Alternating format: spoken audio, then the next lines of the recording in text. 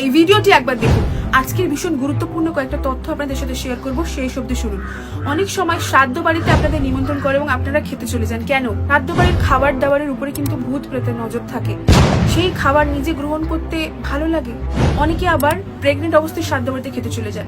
অনেকের বিয়ে হয়ে 1 মাসও হয়নি, শ্রাদ্ধ বাড়িতে খেতে চলেছেন। কেন? শ্রাদ্ধ বাড়িতে যে মৃত ব্যক্তি, তার উদ্দেশ্যে আপনি কি অর্পণ করতে পারেন? তার উদ্দেশ্যে অর্পণ করুন ভগবানের মহাপ্রসাদ এবং ভগবানের চরণামৃত। এটি তার অনেক কাজে দেবে।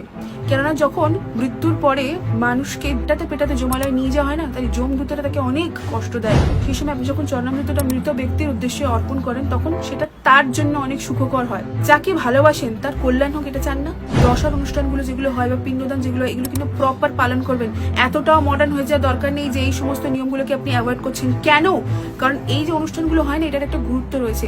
আপনি যখন এই দশার অনুষ্ঠানগুলো ঠিকভাবে করেন, পিণ্ডদান ঠিকভাবে করেন, তখন এই ব্যক্তি যখন পরের জন্মটা নেবে, সেই জন্মে সে সশরীরে ভালোভাবে আসতে পারবে। যদি আপনি এই সমস্ত প্রসেসগুলো একটা প্রসেসও মিস করেন, তাহলে হতে পারে যে তার পরের জন্মে হয়তো একটা হাত না নিয়ে সে জন্মালো, একটা চোখ খারাপ হয়ে সে জন্মালো। কেন? কারণ আমাদের প্রত্যেকটা অঙ্গ যে তৈরি হয় না পরের জন্মের জন্য, সেটা এই রিচুয়ালসগুলোর উপরে ডিপেন্ড করে। তাই শ্রাদ্ধ অনুষ্ঠান বড় করে না করে ব্রাহ্মণ ভোজন করিয়ে একমাত্র ছেড়ে দিন এবং গরুর পুরাণ এবং ভগবত গীতা পাঠ করান। আর এই ভিডিওটি প্রত্যেকটা মানুষের সাথে শেয়ার করে দিন, যারা প্রত্যেক নিয়তে একই রকম ভুল করে চলছে। ভিডিও ভালো লাগলে যারা একবার প্রেম সে হরে কৃষ্ণ বলা কিন্তু একদম ভুলো না।